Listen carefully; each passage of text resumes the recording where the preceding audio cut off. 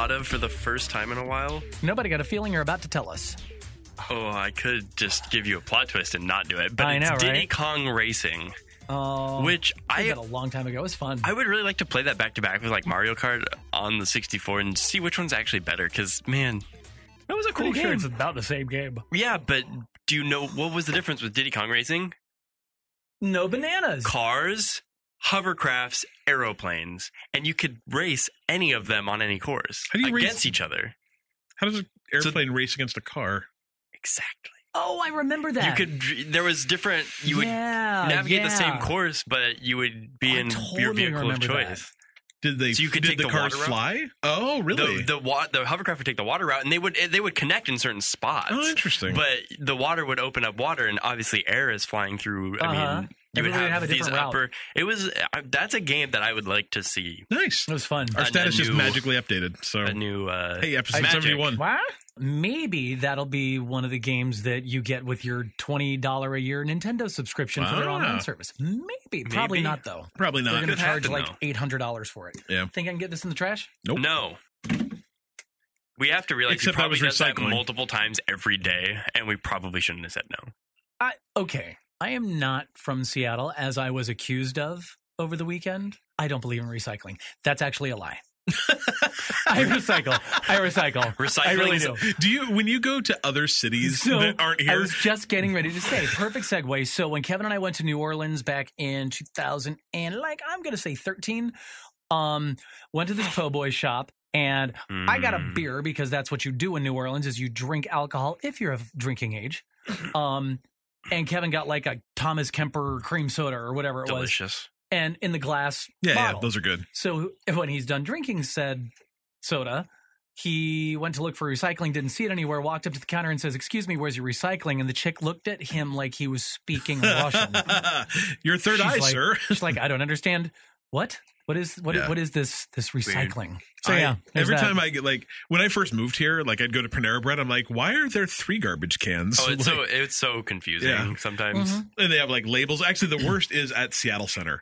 Where they have pictures of what goes in each thing. And what I have isn't on any of them. I'm like, this is a ring pop. I don't know where it goes. And then I go back to Utah and everything's garbage. Well, in theory, if you put something that's compostable in a landfill, it's going to turn to dirt. It's true. What's the difference? Yeah. So what is? I understand there's most a things are difference, not compostable. Yeah, that's true. Yeah. I was actually reading today, or saw a thing that Australia is actually burning their garbage in these super hot contained things that emit almost no pollution, but they use the heat from the garbage burning to power hydro turbines. It turns to steam. Oh, wow. They use their garbage to power them. Yeah, so their country runs on garbage. It's not run by garbage. It's the difference. Gotcha. Yeah. See? Freaking funny, man. All right, let's do this thing. Okay, welcome to the Byte Me Podcast, episode 71. We are live on Twitch right now. Thank you for tuning in right now. We've got however you tune in, and Kevin, and I don't think this is an updated viewer list for whatever reason. But anyway, there's somebody's watching our stream right now named Cogwhistle. And that's a really cool handle. It's good. Yeah, I like it. We love it. Thank you, Cogwhistle. Hi, I'm Adam West. Cliff the Johnson. The Dylan. That works. That's not actually my middle name. My middle name is not the. I didn't think so. It's Theodore. It's Nolan. The for short. Nolan. Yeah, so we're going to talk about some games and some news and some stuff this week. Microsoft is taking a stab at regulating offensive content on the Xbox. Thank you. Kinda. Right? We'll get into it. We'll see how that works out. Sea of Thieves, it is out, and so far so good-ish. We're going to talk about what some of the devs are doing, or what the devs are doing with some of the feedback, and, they're actually listening, so that's kind of cool. One of the best, most interesting story-driven experiences of the last few years called Hellblades, Senua's Sacrifice, that's coming to the Xbox very soon. We'll talk about that. Crossplay Hijinks. I don't even know. It's fun. Okay. And did you want to play Red Dead before Red Dead Redemption 2 comes out? On your PC. Oh. Can you do that? Oh, yeah. Not legally, but. Not legally. Questions from Vinny, my friend John. We've got Jjames, Ryan, Joe Coleslaw. Somebody random? Oh, shoot. Yeah, okay. Michael and Mansocks plus a load of cheap free games stuff. I'll try and find out who that is. And Okay. I think that you should note that is also Jjames. Sorry, Jjames. Jjames. Jjames. Gotcha. But first, we start off every week with what we're playing. Who wants to go first? I will. Okay, do it. Wow, you played a lot of games, Adam. I did. I have played very few games. I'm I'm going to say not quite halfway through Wolfenstein 2. Okay. The new Colossus. I noticed that was your now playing on to the Xbox. old Colossus or the shadow of that Colossus. I gave up on Shadow of the Colossus, so I moved straight to the new Colossus. Where's the middle-aged Colossus? The new Colossus is better than the Shadow of the Colossus. Significantly better. If you've played the last Wolfenstein game, this is just more of the same, shooting Nazis. And about the only thing I can say negative about this game, like it's just fun. It's just visceral shooting stuff. It's great. Is the game really wants you to be sneaky? Like it really, really, really wants you to be sneaky. It's never fun. Well, and I can't decide if I'm just super bad at being sneaky, which is a super possibility, but kind of the way it works is you get to an area and it'll tell you how many captains there are in that area.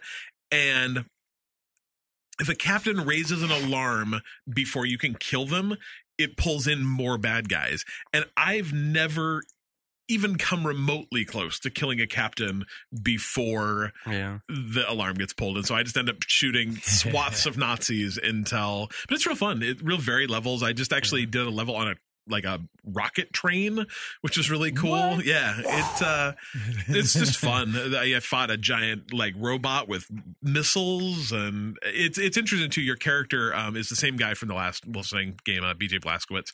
He starts the game in a wheelchair. He's been horribly injured. And the entire first level is actually you in a wheelchair with a machine gun. And then that's awesome. He gets this suit that lets him stand up. But the entire game, it's interesting because he spends a lot of time talking to himself in this game. And he did in the last game too, but he's talking to, a friend of his that, also fought in this kind of war and spends a lot of time that has died, and spends a lot of time just introspectively saying how he's not going to make it. He doesn't have a whole lot left in him. He's not, he's got to help stop these Nazis now because he won't be alive in 2 weeks. And just this really weird, in his head conversation with himself about how his body's failing. And, he needs to make a better world for his, I guess girlfriend. I don't think they're married, who is pregnant with his twins. And he's got to stop these Nazis because he's going to be dead and he needs to make a better world for it. It's really strange. It's really, really strange. Not in a terrible way, but this weird dude in this suit walking around shooting Nazis and talking to himself is it's strange. So I played that, and then I played Sea of Thieves. Are we going to talk about that later, though? I feel like we're going to have to say break Sea of Thieves time. Okay. I don't know, unless we'll talk about Sea of Thieves. Otherwise, it's going to be awkward. We could either do it now or we could do it later. Okay, let's do it later. Okay, perfect. Okay. So should I go next? And then I'll end it with that. And then, okay. Perfect. All right. So I've played a lot this week because I have a thing called Microsoft or Xbox Game Pass. And it's quite literally the best thing. I feel like they should give me money and I will be their brand ambassador. Right. I really should, because if you have an Xbox, you should have Xbox. I keep wanting to say Microsoft. So if you have an Xbox, get Xbox Game Pass. Oh, I forgot that. There's another game I need to put in here too, because it's quite literally the best $10 a month you're going to spend. Yeah. You could literally buy yourself an Xbox and probably never buy another game and be very happy with the games that are in Game Pass for a very long time. Yeah, there is a lot of good stuff. First off, Rime, fairly new game. That's in Game Pass.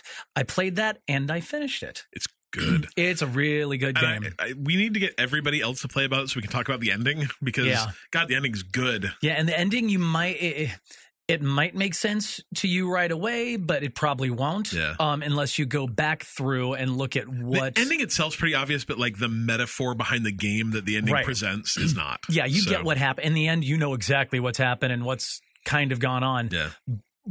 For that particular ending. You know what's going on. But once you go back and see what everything's been named, all the different chapters have different names, and it's a very, very kind of heartbreaking. Yeah, but it's really good. It's good. If you're into, those puzzly type games with no combat, there's really no combat in the game. No, it's all puzzles, except that bird that keeps eating you. Yeah, that bird thing, that was terrifying. Yeah. And kind of annoying. Kind of annoying, yeah.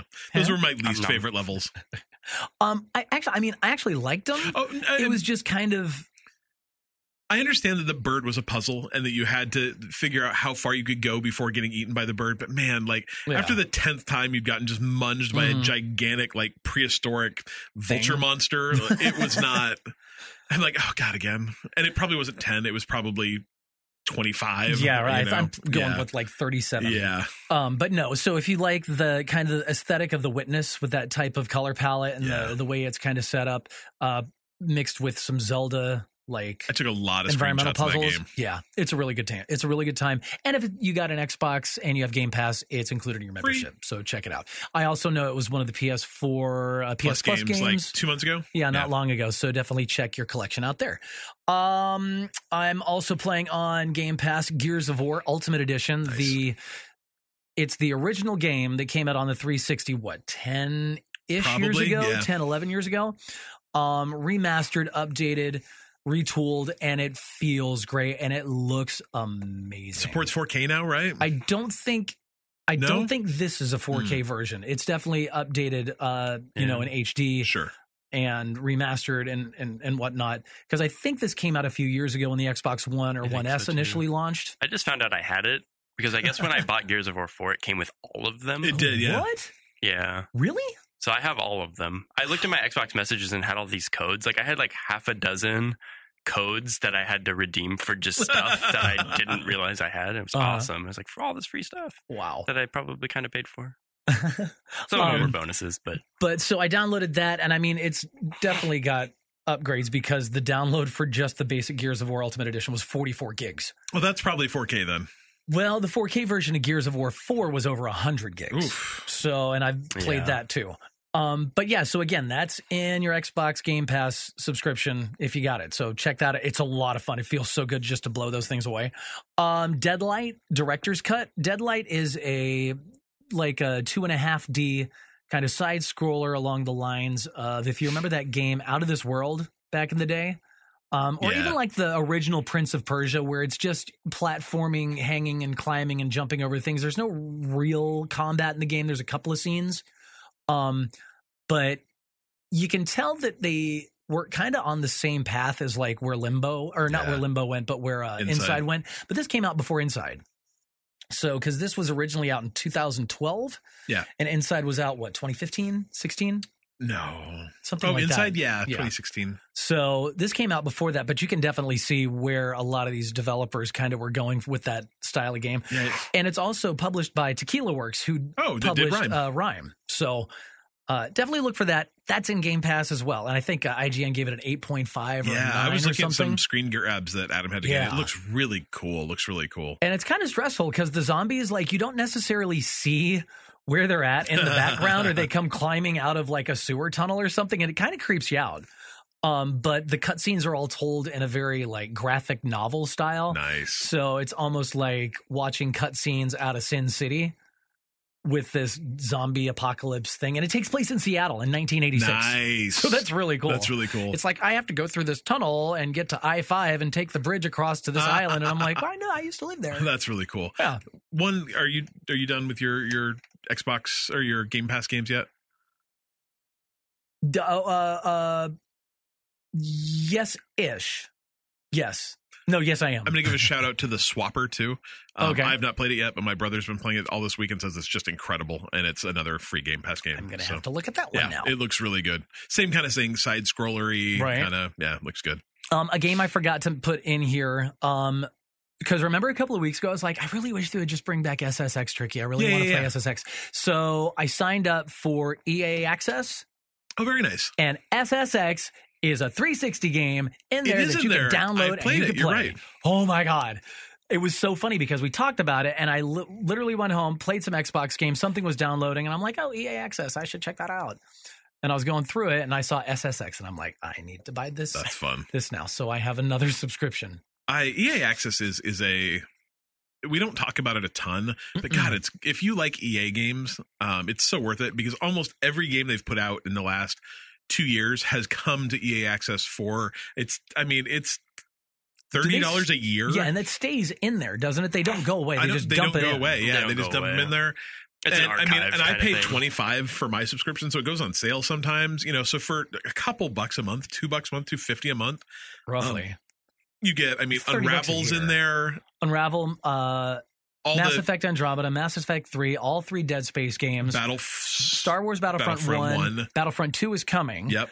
There's like 3 Battlefield games. All the EA There's all sports kinds of games, sports games. Through 2017. So you don't get, Madden 18's not in there, but Madden 17 is. What, there was something else in there I want to play. There's a lot of good stuff. I And wanna play a like lot of Plants vs. games, that's the Zombies, thing. both the Plants vs. Zombies Garden Warfare games are in there, 1 and 2. There's some, Oh, Peggle 2 is in yeah, there. all the Peggle games and that weird, like, kind of Incan puzzle games in there. I don't remember what that one's called. Zumba. No, Zumba's the like, exercise the thing. which I exercise don't thing. do. But yeah, anyway, Well. there's some really good stuff in EA Access for $25 or Yeah. $30. And had I known it was in EA Access that I could play 10 hours of it without actually buying it, Burnout Paradise is also a demo. Oh, nice. The remaster is in EA Access, but I've been playing that because I bought and you'd it. say if you'd bought it through EA Access, you saved 10% on those games Yeah, too. So, I could have gotten it yeah. for cheaper. But I'm Such also is playing Burnout Paradise Remastered, which is a ton of fun. Nice. I went cruising around Big Surf Island, Oh, very nice. or Big Paradise Island, or Big Surf Island. Big ol' island. Anyway, I was driving around on that in a dune buggy, just crashing into things and doing flips over stuff, and that's really fun. Nice. And in 4K HDR, it's just like, No, that I game love it. promotes bad driving. It does. Shame And on that I game. am a bad driver. It's fine. I live in Seattle. I think it's a requirement to live here. Yeah, I'm so much more aggressive a driver since moving here. You just don't have a You have choice. to If you be. want to get anywhere, you have to be willing to just take your But- part of the road. But man, I almost got hit 3 times on the Just same 3? block Just by the 3? same lady Oh. on my way to work the How other did morning. you do that? She cut me off, so I had to slam on my brakes, then went to shift lanes, and then realized there was a car coming, so Oh, shifted no. back into our lane. It was a mess. It was a disaster. Wow. I was following Dylan home the other day and I saw some lady doing like 25 on the freeway. And I'm like, that's got to be so annoying. Dylan's right behind her. She like is weaving. I'm like, sitting on a phone book, just looking over her dash barely. they were eating ice cream because they finally moved and Dylan just like roared past him and I passed him too. Oh, yeah. And it was, Is that what was happening? 'Cause Yeah, I it was so too- mad. I was so mad. I'm like, why are you this slow? Dude with a huge soft serve, just like lick. Yeah, going like 25 on the freeway. On the freeway. You should get. It was amazing. Oh, man. Yeah. All right. So last but not least, also in the Xbox Game Pass is something we're all playing. Do we yes. all have Game Pass? No. You paid full price for it, didn't Yeah. you? Are you happy about it? Yeah. All right. Sea of Thieves. Yeah, We're all playing. it's good. Yeah. Yeah, What do you think? I think it's good. Yeah. I played about 5 hours this weekend. Okay. I guess I'm going to say so. I'm about the same. Yeah, so I played with my kid, and my brother and Kevin. Okay. And I played with Dylan, Vinny, and Kevin. yeah, okay. There's too many Kevins. Different Kevin or same Kevin. Yeah, same Kevin. Okay, same Yeah, Kevin. yeah, So that we Kevin. shared a Kevin. Yeah. Perfect.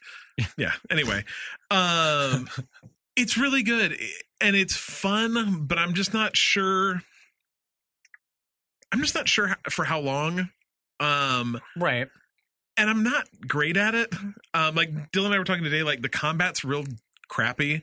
Yeah, the combat. It's It's combat's kind very of wonky. Minecrafty, which would be fine if it wasn't like, hey, assault this giant island full of 100 skeletons million skeletons. and kill them and make off with their stuff. I'm like, that's great, but you Right. know, I don't know. We had a lot of fun playing. We really did, and we rolled around on our ship and we got some treasure and we turned our treasure in.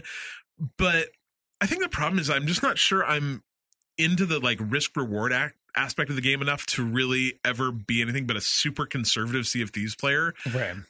Like, you know, we'd see another ship. We're like, hey, should we go take that ship? And my kid's like, yeah, let's go kill it. And I'm like, well, actually, son, we've got 3 chests on our ship right now. And I don't know if we want to risk losing the money we Right. would make from those ships, just turning those in instead. He's like, Dad, let's get it. I'm like, maybe we should actually plot a course back to the place we can turn in these things instead.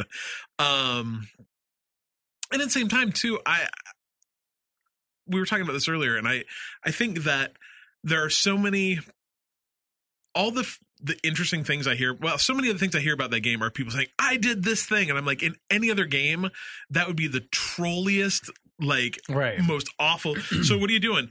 Spawn camping? And people go like, well, geez, that's a terrible thing to do. But in Sea of Thieves, you're like, waiting at the island for people to bring their treasure back so I can shoot them and steal it. And they're like, that's a pirate. Yeah, right. And so it's smart pirate. I'm like, smart pirating. The difference between pirating and trolling is, I guess, the amount of time you'd have to wait to camp someone is a lot. It is. And so that would be not worth it to me. Right. But at the same time too, like, you know, waiting for someone to, like, so you see another ship and you just watch them in the distance. You wait for them to go to their island, collect their stuff, and then attack them. Yeah. Same thing. I mean, it's not. So, am I doing something wrong? Because I've probably played between 5 and 10 hours of it as well. I've not seen another ship. I have yet to see another set of people. I think it's very easy to avoid any conflict. Oh, there totally is. Yeah. Okay. And a lot of times, like, I see a ship, but they're going a different direction, and unless you chase them, which you're not going to catch them. If you're that far away, you're not. So it's. I think that they actually, because originally what they said, it was the way they were going to structure the levels is that it was supposed to give you an encounter with another ship about every 15 minutes, and I don't think it's anywhere close to that. I've heard they're actually capping it. I feel 20 minutes, and I've heard they're capping it at about. I think I heard 5 ships per level, which is not many. But 5 ships per level. 5 ships per map. I was like, because sometimes it'll be like there was one moment where like 3 ships, like we and 2 other ships came into the same area. Yeah. I mean, that was kind of rare, but it's cool when that happens. Yeah. Well, and like for us, the time we tried to take one of the pirate, what do they call it? The skeleton skulls. Things. I don't know. We went to the giant skull cloud and there was a giant skull island underneath it. You know, we were like, okay, let's go. And we went on the island and then all of a sudden started getting shot by some dude on a sloop. I'm like, come on, dude, really? Like, yeah. I don't know. I'm having a lot of fun and I'm really, really, really excited to see where this game goes. But I don't know if it can exist in a game that all you can do is go collect chickens and go collect pigs and attack skull islands and get treasure chests. Gotcha. Like it seems to me, like you were saying earlier, like I want some quests. Yeah, I want quests. I want a different leveling. I want an actual leveling system. I want to be able to do like stats and blah blah blah blah blah. Like that's what I'm having a ton of fun playing this game as a giant open sandbox. It's immersive, it's interesting, it's fun. Mm. You know, I mean, just trying to get a ship going is, I mean, we're bad. We were real bad. Right. We were running into crap and, whatever. Well, Dylan has a different take on the game. Yeah, I think, one, it's probably my favorite game in many, many years. Dylan's playing enough good games. And it's the most fun game that I've played, maybe, like, ever. And really? A lot of the criticisms I hear is exactly why I like the game and actually don't want those things included. Really? I don't really want the quests and stuff because then that creates a game that, like Destiny, which I don't like because of those things. Like, I don't like the quests in Destiny because I keep having to play them over and over because we're not at the same point in the game. But what's the difference between having to play a quest in Destiny? What's the difference between doing a strike and going to collect another treasure chest from an island? I'm just collecting a treasure chest. I got my map. I'm going to go get it. Like, that's the same thing. I'm running through a level, shooting a bad guy. But it's not the same because you're not going through a level. Like, I don't want to play that level again. It's the repetition. I can approach. I want to go through a wide open swath of sea up to this one island. By the way. That's completely different. The wind is amazing. always different. I'm approaching it from different sides. A ship might come by that is another player and not an NPC. Each of those experiences is different. Like, yes, if this map is the same map forever and there's never any geography added to it, that's probably a detriment. I don't know. To me, like going from one point to an island and from that island to another island and from that island back to the what do they call them? The islands where you turn in your stuff. An outpost is an identical experience because it's mostly open ocean with a couple of rocks to dodge. Like the geography of a Destiny level is so much more varied than what you would do in Sea of Thieves.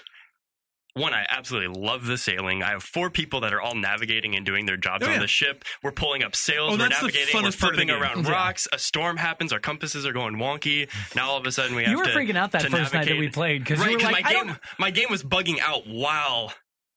Yes, really. So my character was doing something like I couldn't. If I went right, I went as far right as possible, and left I went as far left as possible while the compass was spinning. So there was no way that I could actually, because I'm sitting there on my screen, I'm seeing Dylan go way over here and then way over there and way over back, and the compass was spinning around and the wheel was going the opposite way, and I'm like, what is it just happening? happened to be while it was a storm. So it's like the first time I experienced this where the compass is spinning out of control and I don't know which direction we're facing is also the time that my game decides that I have to do everything one direction or the other, and there's no in between. So that was the problem. I had to restart my game, but I think it's really fun. Like don't think I'm super down on it, because I think it's a really good time. I mean, I played 5 hours of this weekend, and I'm sure I will play it another 5 or 6 hours this weekend. Sure, it's a fun game, but at the same time, when the reviews were first coming in, and it's like Metacritic score sitting right now at about a 65. At first, I was like, oh, that seems kind of low, and like the more I think about it, I'm like, yeah, that's about right. Like that's about where I'd put it. It's not a bad game. It's just not an exceptional game. So like what I was hoping for, or what I was thinking was kind of like how The Division is set up, where you've got this giant area in the middle of the map, why am I blanking on it? The zone, the dark zone. Dark zone. Thank you. The dark zone, where it's basically all PvP. And you're going in, and it's almost the same idea where you're going in and you're taking out this set of enemies, you're stealing the loot, you're trying to get out of there, but that's when the other players can come in and get it from you. So it's almost that same type of idea. Yep. All of Sea of Thieves, but it feels like Sea of Thieves is just one big giant dark zone. I think it would be nice if they were able to create two different zones, like in the Division, where a lot of people who are in it, like you are, Dylan, for the PvP stuff, or the hanging out with friends and going and collecting stuff and whatever, you can do that. But I think it'd also be nice if they had an area for people that want to mount up, on this ship, and they want to go do these quests that aren't necessarily all the same thing over and over to again. Me, this game, I think it'd be nice to have an option of either on this side of the fence or this side. Yeah, I agree. So that's my only thing. I think the thing that maybe I'm a little disappointed too is that when we were playing the beta, the party line was, hey, you're just getting this really teeny vertical slice of what the game is, and there's so much more. Right. And there's not. Like there's Krakens, which are cool, and there's the Skull Forts, which are fine.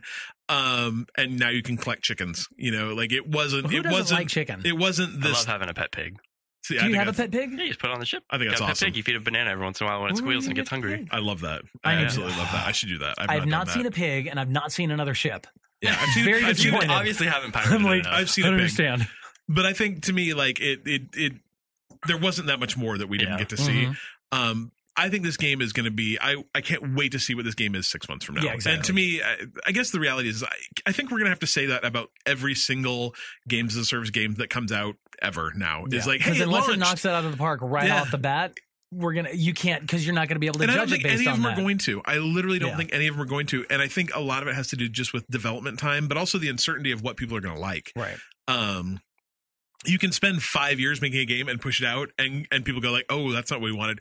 Or you can spend 2.5 years making a framework for a game that people will like eventually, and then spend a year or two what people do and don't like, and kind of refocus your it's almost just like iterative development, which kind of sucks. I mean, it means that early adopters go through this roller coaster of weird game. Right, but I think it's how we're going to see a lot of games get developed from now on. And Destiny turned into a great game. Wildlands turned into a great game.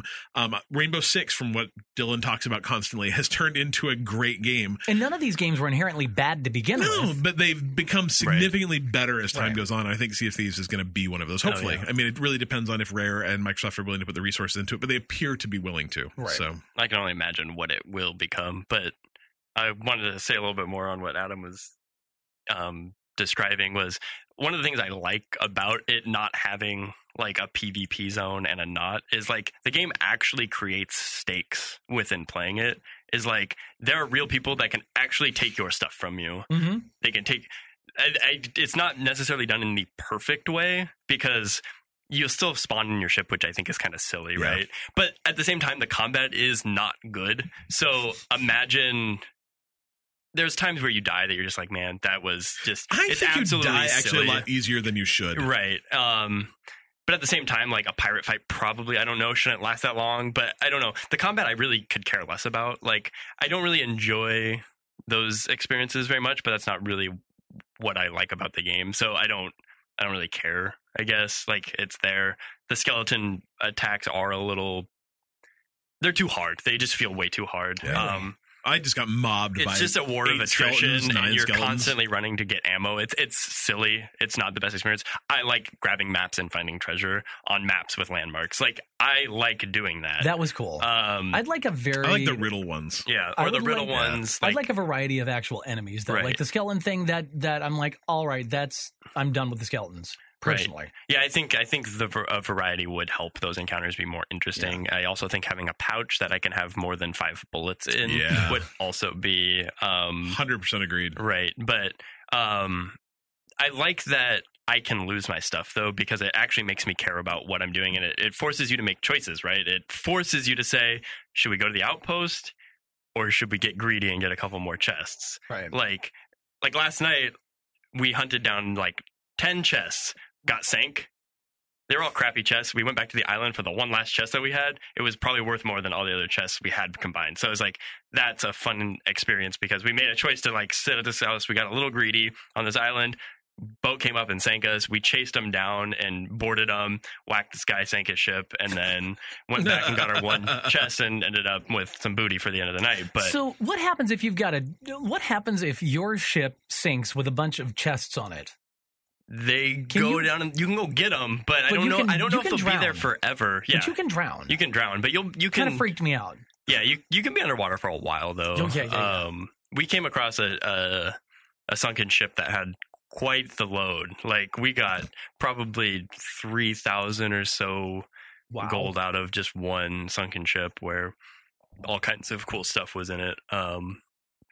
And we tried to go back and find our stuff, and we couldn't find it. I don't know if it was there, if it disappears after a certain amount of time, if someone else came by and got it. I'm not sure. I wish I knew some of those details, but at the same time, that's kind of what creates the mystery in the game. But at the same time, you don't want to be looking for something forever and wasting your time if it's just not there. I got eaten by a shark swimming back to the thing and dropped a skull. Like one of the. You got eaten by a shark because the shark swam over me and didn't touch me. Oh yeah, this shark killed me as I was like grabbing the ladder. Yeah, and my skull, like there's missions where you have to get skulls. Yeah, and they're tiny. Like I'm like, it's gone forever. Gone. Like you can't swim down and find a skull. Right. Yeah, there's a lot less sharks than there were in the beta. I think we've come to that conclusion. Yeah. Okay. There was a lot in the beta because I think they might have just been like, trying to give you more sharks because I mean, the moment I booted up the game that wasn't the beta, I'm like, wow, this is vastly different. It feels better. Yeah. Like it was noticeably better. You couldn't exactly explain why. It is but prettier. Textures are better. It feels better. Vinny says that the treasures float up after sinking a ship. Oh, that's fun. Good to know. Them. Yeah, I think often when you see those patches of like barrels floating in the water, those are a ship that's been sunk. Gotcha. Right. Whatever. I'm sure this is not the last time we'll talk about Sea of Thieves. I played a little Fortnite, and I'll talk about it obligatorily so we can put it in the title of the show because that gets more views. I don't think that's true. No, are you kidding me? Absolutely. Who's the dude? From a podcast. Everyone clicks on Fortnite. Yeah, who was the dude that douchebag on YouTube? He put Fortnite in the title and he put that ninja guy's Disrespect. name. No. The guy, one of the Logan guys or whatever. God. Yeah, they did that, and he ended up like just hijacking the title and that dude's name. Yeah. And it was one of his most viewed YouTube videos of all time. Gross. What a tool. Silly. I'm not above putting that in our title if we actually talk about it because we're a podcast and that's cool. I know I haven't actually played too much because I kind of like Sea of Thieves stepped off of games for the past week, and I played Sea of Thieves, but other than that, I've been watching a lot of movies with my spare time. Kind of. Gotcha. Oh, I got Movie Pass today. Me too. I mean, not today, but I'm gonna go try to see a movie tomorrow. Maybe go get Movie Pass. Think about it. $7 right now. I don't go to the theater that much. As much as I'd like to. You literally have to go once a month at $7 and it pays for itself. I don't know.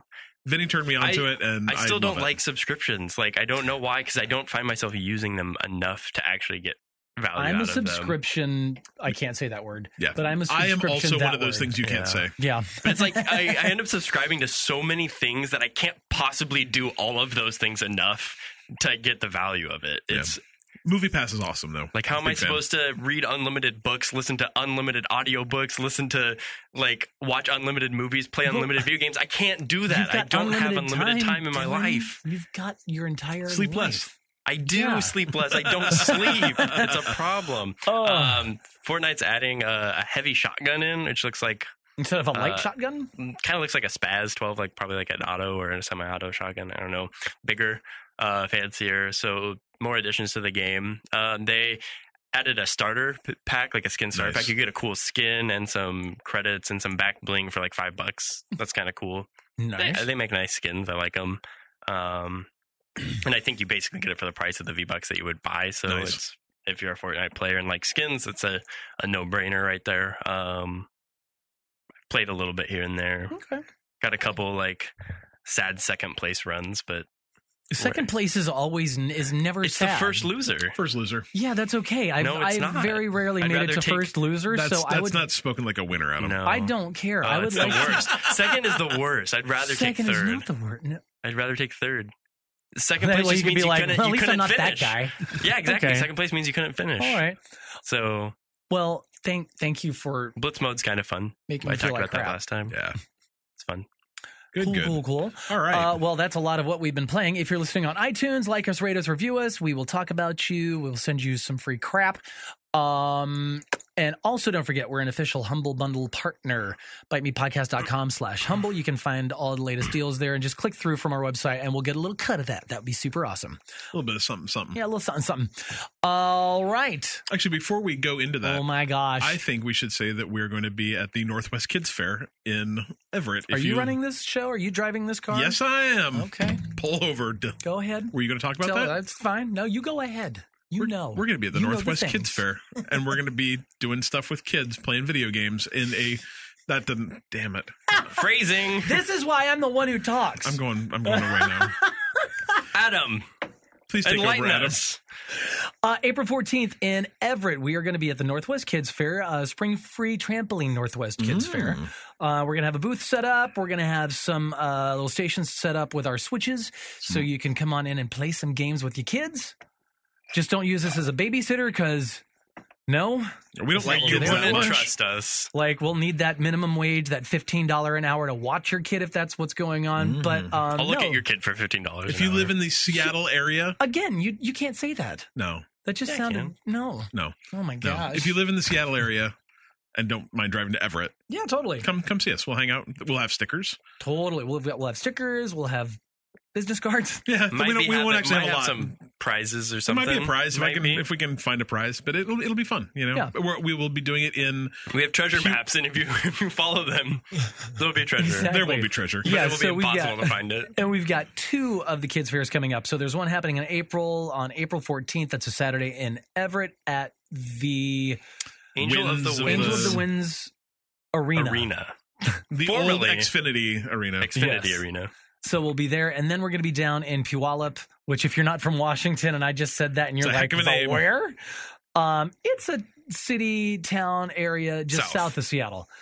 Is that the Washington State Fairgrounds? Is that where we're going to be Yes. doing that? Okay. So, anyway, all that info is going to be on our website if you'd like to come see us. It'd be super fun to meet some of our local listeners. Yeah. Good. All right, let's get into News. There it is. Dang. Wow. Wow. Very good, sir. I was charged. Lovely. Yar. And I'm going to rearrange just a little bit since we've been talking about Sea of Thieves. Let's just keep on going Let's just finish it off. Yeah. Sea of Thieves, the devs have been listening. Yeah. Because there's been some issues. There's been, server issues. There's been this issue. There's been the death tax issue. There's been all this stuff. Yeah, and that's really what I want to talk about is the death tax issue, which, like we were saying earlier, it is so easy to die in that game. Yeah. It is so dang I've easy died to die in once. that game. You're not I playing. think it it's right really then. easy to not die in that game too. But like, And I was if the you, one who was running in if- and going like, die, Skull. If you go fight skeletons though in those big waves, it's very easy really to die hard, because yeah. they have auto aim. Like these are the Yeah. most accurate dead people imaginable, and they'll like 4 of them with blunderbusses will spawn right next to you and just Well, blast like, we were you playing, and you're dead. Colby got struck by lightning. Yeah, What? Yeah, he was Yeah. up in the crow's nest, got struck by lightning. That's amazing. it is It a was really lightning cool. rod. So Like you can die in that game, and they planned on introducing a what they call a death tax, and it was depending on how you died, and it was like the tax was less if you got killed in PvP and more if you got killed in PvE, I believe. Yeah. Those might be switched, but I think that's what it was, is that if you got killed by another player, the tax was less or non-existent. But if you got killed by a skeleton, the tax was higher. And it was literally going to be when you get on that boat, what do they call it? The Ferry of the Damned? The Ferry of the Damned, yeah. It would cost you gold. Dutchman. And the people were like, oh my God, gold is already so hard to get. Why would you take gold rush just for dying? And the developer's like, oh, okay, our bad. Yeah, no, it was an idea that we were going to try, but obviously you all don't want it, so we're not going to. I like it an idea because, again, you need to implement stakes to make it mean something. But when in a game that's combat is just not balanced, it's not awesome. Yeah. You can't. Yep. You can't have it. So yeah, that's really my thought on that. But it's nice that a developer as big as Rare, because they're not small time. No. They're not small time, and that's Microsoft owns them, correct? Yeah. Yeah. So it's like, for as vocal as people have been about stuff that's really not that big of a deal. Yeah. They're listening though. They're listening. Right. They're taking it to heart. Really, really good at communication. I've noticed for sure. Where it's like Battlefront 2, everybody literally had to lose their collective mind for EA to do something about that. Whether it's the death tax or it's just like their servers are having problems and people aren't getting in the game, they're letting you know, like, there's too many people in the game right now. Just go play something else for an hour, come back, or whatever it is. Like, I still haven't got my my Black Dog pack from pre-ordering the game, they're just like, if you haven't got it because you pre-ordered after this date or whatever, it's like people are experiencing problems. Hold on till next week, we'll patch it. If it's not, then contact us. It's like every little complaint or issue or whatever you want to call it, they're just like, they have an answer for you, which is cool. Because like, using Fortnite for example, so we can talk about Fortnite some more because it gets views. Fortnite, I think their game is so big that they can't actually handle it that way. Yeah.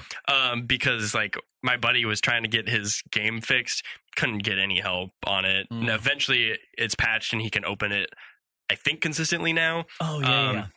But in a lot of cases, it seems like there's a lot of kind of outstanding, what are those called? Tickets or whatever. Fortnite, the Epic has 700 people working on Fortnite right now. Yeah, and it's not enough. Isn't that crazy? What? Yeah. That's a lot. That's a lot. Bringing in the dodo. Wow. Yeah. All right. Well, thank you, devs who listen. So I guess that's the moral of that story. Love you. Love you, heart. Did we both go heart? You're welcome, Twitch. Twinning. All right. Up next, staying with Microsoft, they're taking a stab at regulating some offensive content on the Xbox. First of all, good luck. Yeah, I love this idea. Like, we've talked about this with, who was it that did it? Like Rainbow Six, Rainbow the Toxic Six, Band, which you see it often. Because when you play Rainbow Six, all the little bans come up. You're either banned by BattleEye or you're banned for toxic behavior. And every person that gets banned, their name pops up and it tells you. Yeah. So and I you know it's happening. I love that. And I love, like, Microsoft's done a great job of regulating Twitch or Mixer too. Mixer. Like, their terms of service for Mixer are so good and it's well moderated. Well laid out. It's well moderated. And so they're like trying to pull this same thing to Xbox, and like it was a swing and a miss. You know, I love they're trying to do something, but literally they've said that, you know, if you're using the Xbox service and you use quote unquote offensive language, which, I mean, that could be making racial statements, or it could be you saying, you know, vague swear words, and they don't tell you at all what offensive language means. That's are they actively monitoring the audio coming through? They're not. Okay. This is, well, and that's the other thing though, is they say they can, but they're not.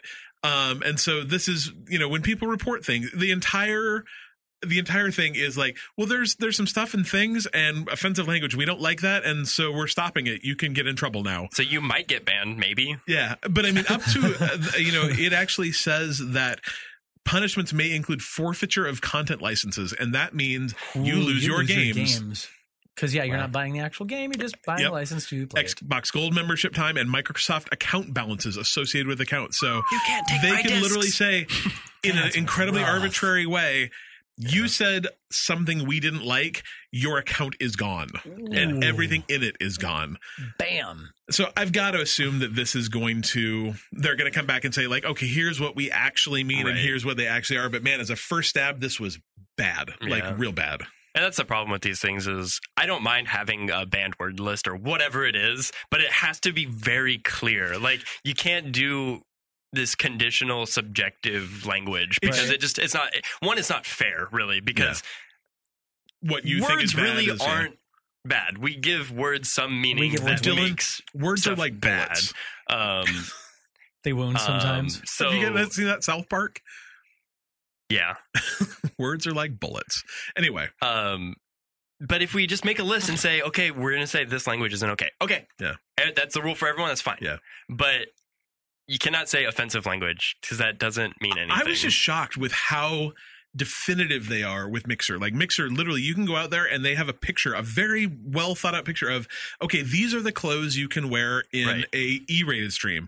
And here's, another set of this is what you can wear in a teen-rated stream. Here's another set of what you can wear in an M-rated stream. And then these things are banned. You can't wear swimsuits. You can't wear bathrobes. You can't wear, all these things. You can't wear bathrobes? No, because they have a problem with them falling open. You can't be trusted in a bathrobe, I think is what they mean. But they just have to eliminate bathrobes. You can't. I don't think you can be in and it suggests that you're naked underneath it, I guess. But anyway, the thing is it doesn't matter, right? It doesn't matter whether or not, like, I don't care whether or not you can wear bathrobes, but I like if they're going to get people in trouble for wearing bathrobes, they explicitly say no rule. Bathrobes. Yeah. Right. And that's what this didn't do. Yeah. Well, hopefully it'll get better. Yeah, it'll be interesting. In the meantime, keep your mouth clean. Yeah. I mean, maybe I'll just create a dummy account so I can get in there and I can just start saying all these random things. Yeah. I'm like, oh no, you took my Xbox. You have to create a sliding scale, so each one you do something which is a little bit worse and see what it is. But I mean, like, I on the flip side of that, like, I cannot wait for the first little 12-year-old dude to send me a text message saying comments about I said poopy and I got banned. No. I'm actually really, when they hit me up on the gamer thing, saying disparaging things about my mom and my I cannot wait. Report. That's gonna happen. I think your brother said something disparaging about your mom yesterday. That is actually he was probably not wrong though. Yeah. It was pretty funny, but I don't think I laughed I lolled really real in real life IRL. See, I think there should be a good amount of crap talking allowed. I'm sure there will be. I hope so. Well, that's the hard thing with language too, right? Because it's like, really, you have to mean something you say for it really to be. There has to be intent. What's your intent when you say this? Is the intent to taunt somebody? Like, or I'm going to say fiddle fart. Like, it's not offensive. But if I say, you're a fiddle fart, it's like those are two totally different things. So it's but if so, then that's why you just have to make a word ban list because it's really I'm offended by both. Well, I would laugh because you just called me a fiddle fart. Yeah, well, I can't really say the clever things I would come up with if I were allowed to on our E10 Plus podcast. Don't ever game with me. Well, I mean, you have, because I just string together random profanities and they just flow. They're amazing. I think we could. It's like poetry. I think we could put on a good show. That's what I'm saying. I hear a haiku happening of just random profanities. Anyway, so don't swear on Xbox. No, that's fine. More Xbox news. One of my favorite, I can't say games because it's not a game. One of my favorite experiences is a game. They're all games. I think this is more of a story, an experience, a piece of art. They're all games, man. Games are art. It's fine. Games are art. It's just a different kind of game. Hellblades, Newest Sacrifice. Yes. Fantastic. It is coming to Xbox. Multi-award winning. Yeah. Ninja Theory posted on Twitter. It is confirmed that they will have enhancements for the Xbox One X when they release this game on April 11th. So soon. Mm-hmm. And if you get it during the first week on sale at the Xbox store, you get a 10% discount. Nice. And that's only a $20 game too, isn't it? $30. $29. It's a $30 game. Yeah, so it's not bad to get it for $27. That's a deal. Yeah. If you've not played this game, if you haven't heard about this game, well, you're weird. But if you've not played this game, I can't recommend it enough. We love our walking simulators / narrative kind of games. Yeah. We love good stories. Yeah. And this one's got some swords in it too. It does. The combat, that's the only part of the game that I was like, that's dumb.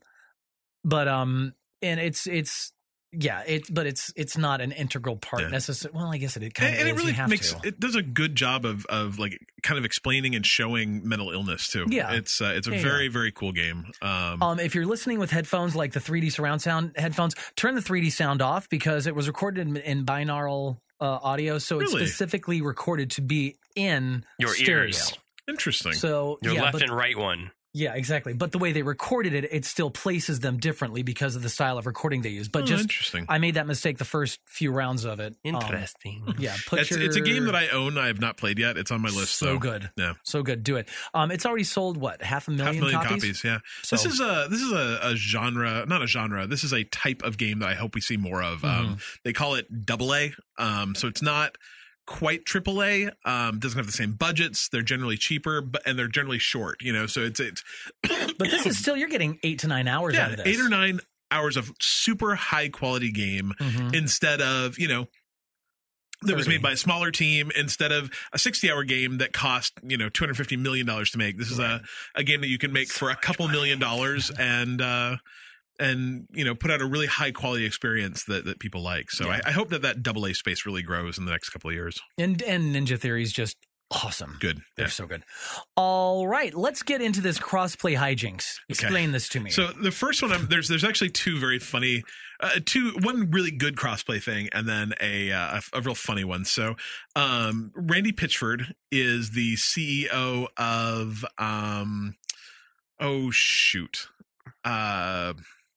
the folks that put out the Duke Nukem game, makes Borderlands. Gearbox, yeah. So Randy Pitchford is the CEO of Gearbox, and there's a parody account, CEO Kaz Hirai. I don't know. He's he is actually the president of PlayStation, but there's a parody account that puts out all sorts of stuff, and the parody account tweeted, and this guy's leaving PlayStation.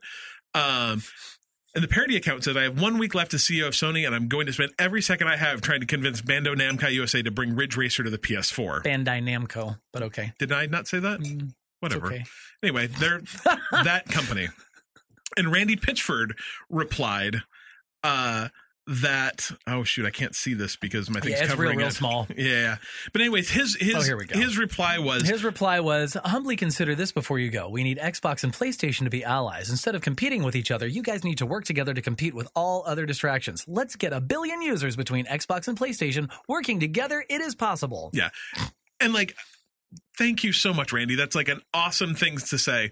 Right. And then this guy replied, Randy, I hope you know that this is a joke account, but I agree either way. And Randy Pitchford said, holy shit, that is amazing. I've been following for a few months thinking Kaz is so much cooler than I actually thought he was, and I thought he was cool. That's what I get for not even bothering to read the bio. RFP FML. I liked his tweets. I know, right? That's so great. So poor Randy Pitchford is following the incorrect president of PlayStation. But the one we prefer. Yeah. Anyway, so that probably was unfortunately not helpful to. Can we nominate that guy for new president? Seriously. But Tim Sweeney of Epic, now if you remember, Epic in Fortnite accidentally turned on crossplay for about 24 hours, maybe 3 or 4 months ago. Yeah, sometime in December. It was right before Christmas, I want to say. Yep. So we all know it's possible. The only thing that's holding us back is really at this point Sony. And he says that it's going to happen. He says that there's just no way that it can't. We've gotten to the point where with the new release on iOS and Android that PlayStation and iOS are working together. They'll sync weapons to each other. They'll sync stuff to each other, and you can play against each other. There's no way that Xbox is the only one that's excluded from this right now. Right now. And it's coming. It's coming to Xbox next month, I think. Right. So he's like, there's no way that this isn't going to happen. He says, I think it's in everyone's interest to support interoperability. Thank That's you. a hard word. It's really hard to read and say. Yeah. Whatever the history, it's really in gamers' interest to play with all of their friends. Gamers who play with their friends spend more and are more engaged. And even though that sounds like horrible, businessy marketing speak, that's what's going to get PlayStation to play ball with this. Is the people that have the ability to play with all their friends spend more money, they play longer. It makes business sense for you to do this. But we need to remember too, we spend money and that allows us to play more games, right? So it's spending money is not a bad thing, but that's what they need. So if that's what it tips the scale for them to make this happen, yes, we will spend money. I will say on the flip side of this, apparently Fortnite Mobile and PUBG Mobile are destroying schools across the United States. I saw that. Where they're saying it's like taking down their Wi-Fi networks. Kids aren't paying attention. They're just playing video games in class. It's not good. Well, I think it's funny that like now that you have Wi-Fi or something, like it can actually affect the school that way. Because before it was just like your Game Boys and Pokemon cards were ruining schools, but you actually never now you're like you weren't leeching off of like the Wi-Fi at the school. So it makes me laugh because it's the same thing. Like that will always happen whether it's Pokemon cards or Fortnite on an iPhone. Yeah. But right, because now like, Karen at the front desk is now no longer able to upload, to her Pinterest board. Right. Because, little Billy over here. And I don't know. My kid's school has Pinterest locked out. So we try and live stream our Facebook, our PTO meetings over Facebook, and it doesn't work because they have Facebook locked down. We literally have to do a hotspot. It's really annoying. Wow. Yeah. Silly. All right, up next, Red Dead Redemption. If you want to play the original one before the sequel is out this fall, you can get the PS Now streaming service and play it there because it is available. Or a PS3. Or you could get the RPC S3 PS3 emulator for your PC and actually play a superior version of Red Dead, because they've actually gone in very recently and have fixed a lot of problems in the engine for a bunch of these games. And so they actually have a slideshow that I was looking at. The games actually look significantly better. They're brighter, they're lighter, they're more vivid. It's really, really impressive what they're doing. So if you have a pretty high-end PC, I would guess, and you have never played Red Dead Redemption, this, if you own it on a PS3 disc, it's probably still not legal. It's probably, but we don't condone illegal things, but just do it. Yeah, I guess. Yeah. But we didn't tell you to. I'm kind of curious to do this because the PS3 to me, I loved my PS3. There's a lot of great games. So are these only specific games that they've enhanced? I think they said they have about 100 games working on the emulator. And who's enhancing these games? Apparently, it was actually not a matter of enhancing the game specifically. It was a matter of fixing bugs in the PlayStation Engine with how it worked with Unreal 3. That's so weird. And so they specifically were able to... let's see. They've rewritten texture instructions which allow texture inputs to use the sRGB color space. This in turn fixed bloom and shadows in all Unreal Engine 3 games. What that means is they look real pretty now. Colors are better. Colors are better and lighter and prettier. Okay. RGB stands for red, green, blue. Yes, it does. Did you not know? What does the S stand for? Yes, I did know that. It doesn't matter. What does the S stand for? Super red, green, blue. Is it really? No. I think maybe. it might. Could be. Saturation. Oh. That's a $5 word I don't believe. Laffity dippity Schlabbity doo and Geronimo. Standard. Oh, okay. Standard RGB. Anyway. I knew that. That's it for your news. And up next, we have some things to answer. Mansocks. Crap ton of things to answer, actually. Mansocks. Michael, somebody whose name I don't know. No. Yeah, Joe Coleslaw, Ryan, Jjames. And John has a question, but first we start with... Hey, yo, Vinny. That guy. What's happening on the seas? Thank you. Vinny wants to know, if you had the opportunity to create a multiplayer game and a single player experience, what would that game be? So take a game that you can only play multiplayer. That you can only play it and have it optimized to a single player experience. Oh, okay, you get it. Yeah, so because I was like, what single player game would be fun with more people? None of them, because they're single player games. Yeah, and so this is the exact opposite of that. Take a multiplayer game and make it so you can only play it by yourself. So, I mean, it's redesigned for a single player experience? Yeah. Okay. Yeah. I was actually really thinking, because originally this is the game I thought it was. When I very first bought Destiny, I thought Destiny was just a single player space opera combat game. I thought it was going to be Halo. like the new Halo or the new Mass Effect or the new, whatever. And it wasn't any of those things. And so I played it for about 15 minutes and said like, oh, I've got to have friends. Really Crap, I don't have any friends.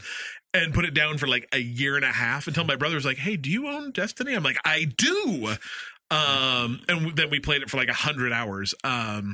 But I think Destiny would actually make a very good single player game. Probably not 100 hours worth, but there's like a really good like 20-hour space game where in the Destiny. story exists. Yeah. Well, and I'm pretty sure that, I mean, there is a... You can totally play it single player. It just doesn't work as well as it does when you play it multiplayer. That's true. It's not optimized for that. So True. This is an easy one because it's Overwatch. How would you play Overwatch by yourself? Bots? Well, I'm saying it's a new single-player experience, though, right? Oh, so you're actually going to take the Overwatch characters and make a game out of it. I just want a linear experience that tells the Overwatch story. So, I mean, those short films are so great. The comics were great. I got my hardback version of the first, 10 comics they did. It's beautiful. It's there's the story, the environments are so rich. I play the crap out of game. That's smart. I want that story to, be more interactive on screen instead of just, there's so much theme around it. I want to let it out. That'd be really cool, actually. That's a really good answer. I honestly don't have much of an answer for this question because I'm relatively new to the whole multiplayer experience. So you haven't played a ton. I never played WoW. I didn't get into League of Legends. I've never played Dota. The only real multiplayer games I've truly played are Destiny, Division, Sea of Thieves. I played Final Fantasy XIV a little bit. So yeah, I honestly haven't played that many multiplayer games, so I really don't have an answer for this. I'd give an honorable mention to Rainbow Six Siege too, just because it's taken, I think, what Rainbow Six has done, but it took it to a new level with the destructible environments. There are actually a lot. And if they just turn that into the old missions they used to do, I think that in a couple years, they actually. Activision, I want to say, did an experiment this week or last week where they took a bunch of AIs and had them just play match after match after match after match of Battlefield 1 and use learning AIs to get better at that game, but also to play it more like people do. Mm-hmm. And so I think, and they're it's not really scalable right now. You can't have those kind of AIs live on a server. It doesn't work. But I think that maybe a couple years from now, when you can get intelligent AIs that play like people without cheating the actual systems, right? I would love to be able to play actual Overwatch or actual Rainbow Six Siege against bots and not have to play with other people. Right? There's something to be said for playing with people. Don't get me wrong, but not sometimes when they stink. Yeah, have a sensitive nose. Not when they stink, but I mean, how awesome would it be in Sea of Thieves to go hey, we can only get 3 people, but we have a 4th guy who's a bot and he can listen to voice commands and we can say, oh, that'd be kind of cool. I mean, you can actually do that in Elite, the space game.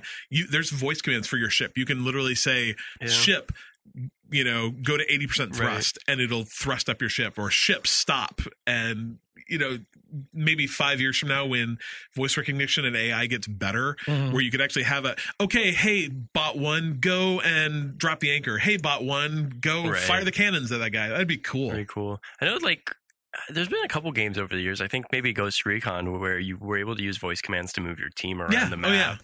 Basic commands, but I mean, that's cool. The Kinect was enabled a lot of that stuff. I don't think it ever worked. Well, it's not perfect, right? And if it's not, it becomes very apparent. And that's the problem, I think, with AI in general. Any game you play, you immediately notice whether or not the AI is bad, and usually they're just better because they do more damage to you and are more accurate rather than them being smarter. They know where the map is. They know where you are on the map often, that kind of thing. So, but I think some games have done it pretty well over the years, and especially games that are cover driven, like Gears of War and Brothers in Arms. I felt always had pretty good AI that would react to you really well, and that's kind of what I guess they kind of marketed their game as was this really good AI that would react to what you do rather than... The AI in Fear wasn't actually super smart, but the levels were so well planned out, and the way the AI worked within those levels made it seem like they were hyper intelligent. God, that game was good. Never played that one. It's old. It came out that 10 years ago. Awesome, though. God, it was great. Scary. I think I might own it, actually. Probably. So scary. So scary. All right, Vinny, thank you for that. And up next, my friend John, he wants to know, why have we not seen a remake of Eternal Darkness? And I said, that's a damn good question. Have you guys played this game? No. I remember when I had a GameCube, I remember wanting to play it because I remember reading all about it, and it's got that really cool, what is it, sanity mechanic or something? Yeah. Ooh, I like the idea of that. I didn't have a GameCube though, so. And I never actually played it either, but my brother did. Yeah. And I've watched him play it, and I've watched videos of it, and that game is scary. And it has the sanity mechanic, but I think it's also the game where it would make it look as if you're game just like turned off. And weird. God, it was really cool. It was, and it's, I mean, the actual answer to why there's never been another one is because it didn't sell very well. Which sucks, because it got a pretty good reception. Yeah, and then Silicon Knights went out of business, and Nintendo owns the copyright. So, I mean, that's the actual answer. It could come back on Switch, though. It could come back on resurrect Switch. every game ever for Nintendo. And the guy who made it, who was the CEO of Silicon Knights, actually has been working on a spiritual sequel to it for quite a while now. There was a Kickstarter for it, which failed, unfortunately. But I mean, it has a placeholder page on Steam. It's really? It's kind of in the works. So I mean, it might happen, but maybe not. Because so the sanity effects, it's a concept Nintendo actually patented it. Really? Yeah. When you start the second chapter, you've got to keep a watch on your sanity meter. It's a green bar, and it decreases when you're spotted by an enemy. And when the bar becomes lower, subtle changes happen in the environment at random, or you start noticing different events. Things start happening. Like the low end of stuff, like the camera angle gets a little skewed. Heads of statues kind of turn and follow you. There's some noises. When you start losing your sanity more, there's bleeding on the walls and stuff dripping from the ceiling. And then when, let's see what's here, blah, blah, blah, a fourth wall breaking effect such as to be continue for a sequel, simulated errors, anomalies of the TV or the GameCube. That doesn't affect your gameplay, but it literally you're just like, what is happening? Yeah. And it sounds kind of actually similar to Amnesia, where Amnesia Dark Descent actually had a fear meter, and when you got scared, it started to affect the game. And so there are games that have used those same effects, but man, this was such a special thing that I wish someone would make something like this again. I will say that if you like scary games that are very psychologically horror scary and involve the thing you're in changing and stuff, Layers of Fear is that kind of game where you'll walk down a hallway and then turn around and there's just a door there now instead of a hallway and that kind of stuff. It's not scary. Like, I'm not a scary game kind of guy, but it's super psychologically scary. So thank you for that question, John. And I've got my Wii that plays GameCube games, so maybe there you go. I'll have to have John over. We can play some. Do it. That. All right. James asks, if you could have any Pokemon as a pet, who would you have, and what would you do with them to make your life more awesome? Well, first of all, my life would be awesome because I got a Pokemon. Right. That's what I told him. I'm like, any Pokemon would make your life better. The whole idea of Pokemon is so good. Okay. I was like, are you gonna? Okay. Life would just be better. Everyone would be so happy. I see, but the thing is, I'm not played enough Pokemon. The Pokemon I know are from Pokemon Go. Yeah. And I've only what one's your favorite then? 70 or 80 of them. What one do you want?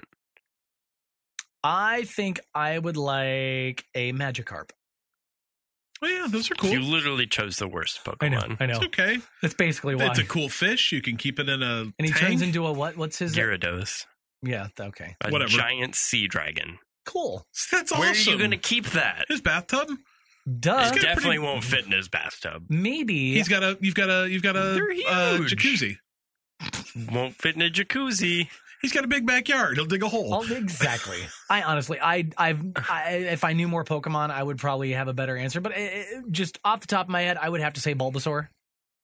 Bulbasaur's cool. I want a Psyduck just because they're dumb and so dorky awesome. and that's the derpy pet I want. Yeah. I don't want it to ever evolve. I don't know what they turn into. I just want a dumb what is it they look like? Platypus? Sure. Yeah. It's yeah.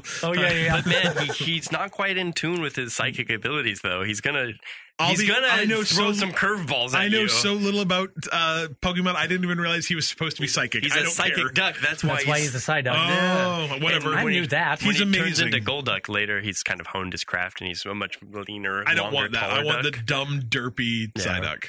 Yeah. What's the big alien looking thing? With the Mewtwo? Yeah. I like Mewtwo. Yeah. That's good. How about you? Dylan actually knows about Pokemon. Man. Who you want? It's hard. Pick. Do your thing. It's so hard. Dylan's like, I can't narrow it down from 800 Pokemon to one. I'm like, well, I mean, it's hard to pick. I'm just going to go back to the first 150. Of course, yes. 1 plus Mew, and I don't know. Pokemon Prime, as I like to call them. There's 150 to choose from. And that's not even introducing the other generation. Whatever. Pick your favorite foil one. Growlithe is the Growlithe's fire dog. It's pretty adorable. adorable. And it's just like, that'd be nice to have a really cool dog. Yeah, cool. All right. Growlithe is so cute. What does it turn into? Arcanine, a huge dog. Mm-hmm. Also cute. That's cool. The first time I saw a Growlithe, or the first time I caught one on Pokemon Go, I was like, what is this cute puppy dog? I want all of them. Everybody's like, oh, he's just a Growlithe. Oh, that is cute.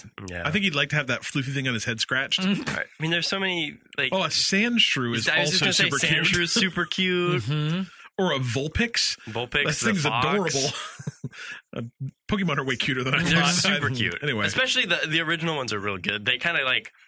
They got out there later on because there's now like ice cream Pokemon, and that's kind of where I'm like, okay, Pokemon, you're stretching. All right, so before we continue, my computer is about to die, and that's fine. That's fine. But I wanted to tell you that like question that we didn't know who was attributed to, that's just a paragraph break. So that's actually just all part of Jill Coleslaw's question. Oh, Actually, okay, didn't forget anybody. Yeah. Anyway, continue. All right. So Ryan, thank you, Jjames. Ryan wants to know, if you had to pick 5 video game characters to form an esports team, who would you pick and what would the team name be? Adam only needs to pick, he says 3 because he attributed Duke Nukem to me, which is not my choice. That's a Dylan choice. I think I corrected him in the Discord. Because no, Duke Nukem. I don't think I would choose Duke Nukem because there's been like real life toxic bans for players lately. Like these dudes are getting banned from professional the Overwatch Overwatch because leagues have some problems. They say offensive language, right? And and all they did was say, "Well, schnikes." No, offended. No. I know. He said fiddle fart. Yeah. He did. Oh, that's way worse. All right, so everyone, let's assume though that Duke Nukem and Kratos are on our team. Because let's say Kratos is going to entire... crush the controller with his anger rage and will be unplayable. Did you pick an entire team? Oh, man. Okay, so you didn't. So everyone pick one person. Well, we've got Kratos. Let's assemble the best esports team together. We've got Kratos. We've got Duke Nukem. Yeah, we've Kratos and Duke Nukem. Those are a go for any team. Of course, period. obviously. So now, I'll take the intimidation factor. We'll play the mental game. Yeah. I think it makes sense. And I'll take the rage. I will just rip your face off. Okay, so we need three other video game characters that are going to be on our team. Okay.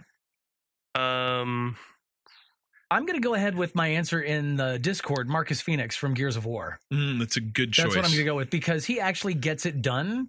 He gets it done. He's also probably a good shot. He's a really good shot. Yeah. Yeah. You think that translates? Yeah. Yeah. Because you got Duke Nukem, which is classically a terrible shooter.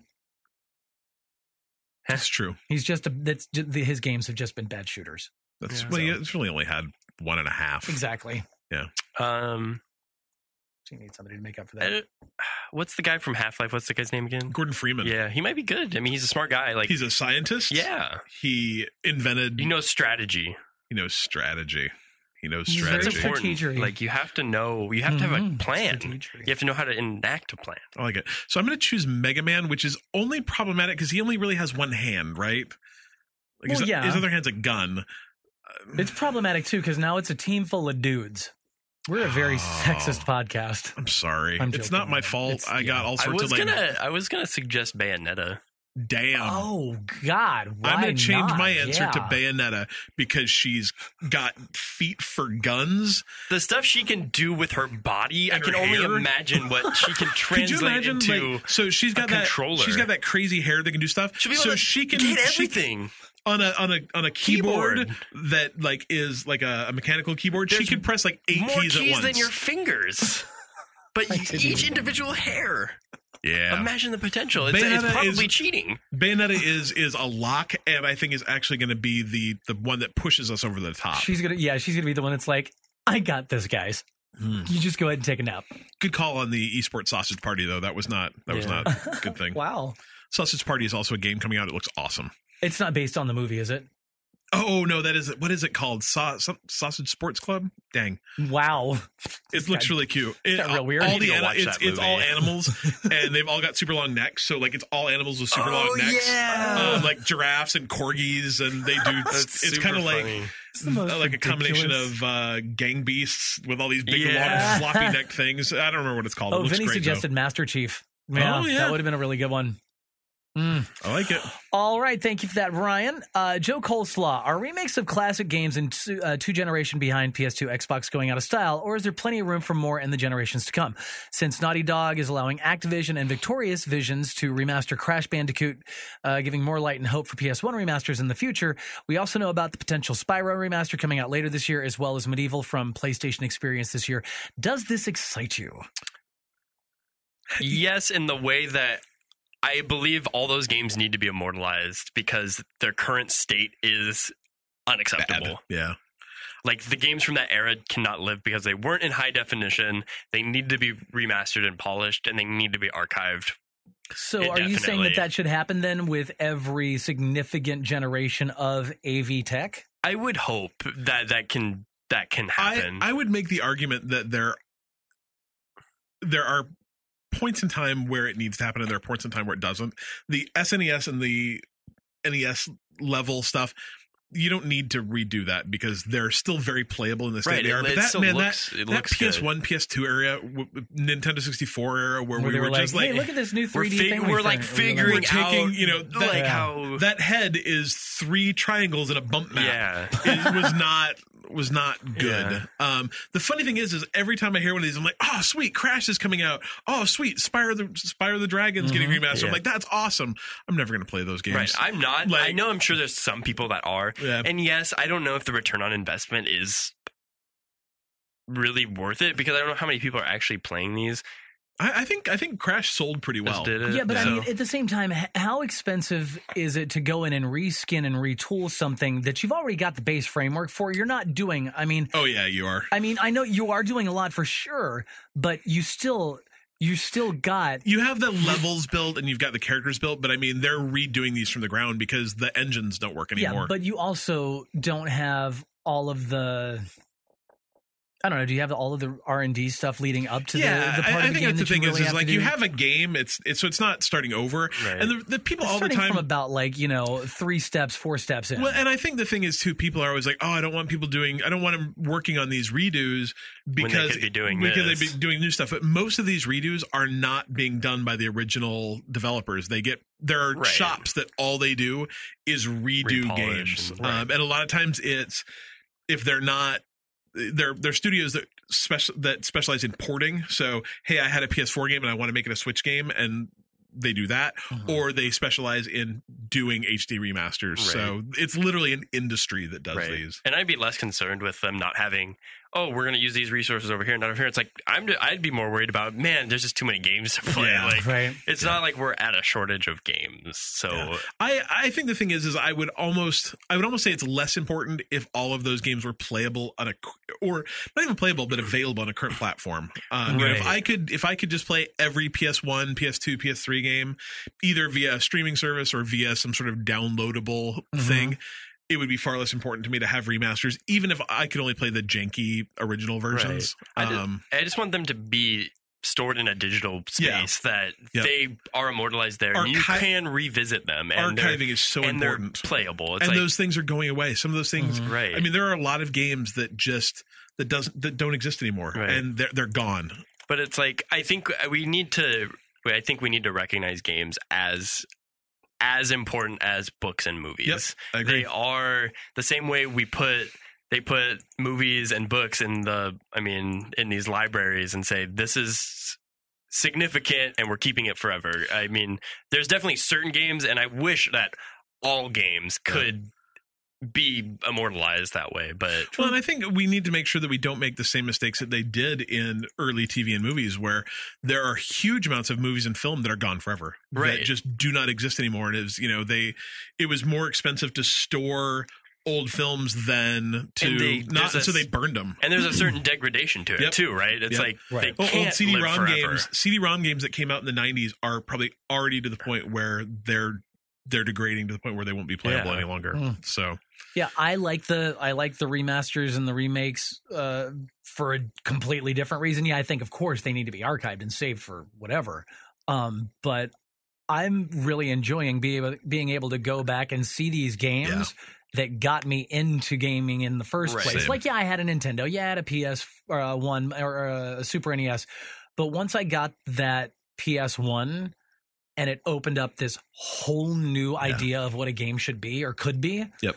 And now seeing these games like Crash Bandicoot or, you know, any of these games, just seeing them remastered and put out with current gen stuff, it's just so it's cool. exciting. Yeah. I mean, I'd love to go back. There's a couple games that I think I missed that I'd love to play. Like, never played like Jack and Daxter, for example. Oh, that's good. Like, I never really Jack and played Daxter. those Those just got remastered. You could play exactly. those. So it's like I played Ratchet and Clank. Like there's Jack and Daxter, there's Ratchet and Clank, and there's these kind of buddy platformers. It's kind of the same. Like a lot of people played Crash one Bandicoot, but didn't play Spyro. And Spyro were great. So and so that's a game that I would love to I would love to have the chance to play and it not look like turd.